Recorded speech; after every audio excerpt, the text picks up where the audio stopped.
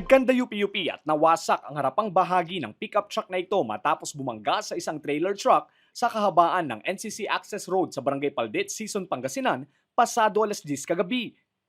Sa investigasyon ng pulisya, nakaparada umano sa gilid ng kalsada ang trailer truck nang bigla itong araruhin ng isang pickup truck na minamaneho ng isang 20 anyos na lalaki na may dalaw pang sakay na pasahero. Base rin sa investigasyon, nakaidlip umano ang driver ng pickup. Nawalan umano ito ng kontrol sa manibela na dahilan para masalpok ang likurang bahagi ng truck. Sa lakas ng pagkakabangga, tumaob pa ang pickup truck. Napag-alaman din na nasa impluwensya umano ng alak ang driver at mga sakay ng pickup truck nang mangyari ang insidente.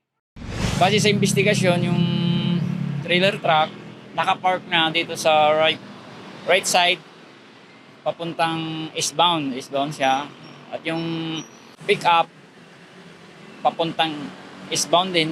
Accordingly sa driver nung nakanam siya, naidlip siya. Kaya nung naidlip siya, lumihis yung sasakyan niya pakanan. Sa lakas ng impact, natumba yung baliktad yung pickup. Natanggal yung isang gulong niya sa harap eh.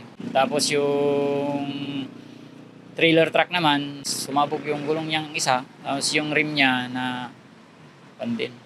Itinakbo sa paggamutan ng 3 sakay ng pickup truck na nagtamo ng minor injuries at ngayon ay nasa maayos na rin umanong kalagayan. Nakatakdang mag-usap ngayong araw ang dalawang panig ukol sa mga danyo sa aksidente.